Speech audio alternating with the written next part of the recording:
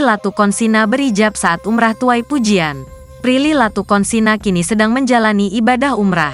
Prilly Latukonsina umrah bersama keluarganya mulai dari orang tuanya serta adiknya Raja Latukonsina. Ketika umrah tersebut, Prilly Latukonsina pamerkan beberapa potretnya mengenakan hijab. Prilly Latukonsina membagikan potretnya memakai hijab saat berada di Masjid Nabawi sebelum menjalankan ibadah umroh.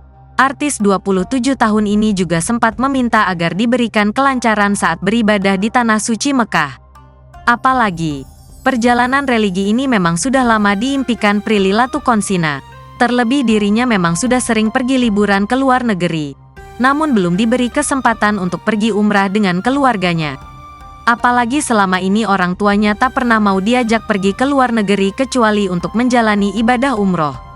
Penampilannya menggunakan hijab saat menjalani ibadah umrah juga menuai pujian dari warganet.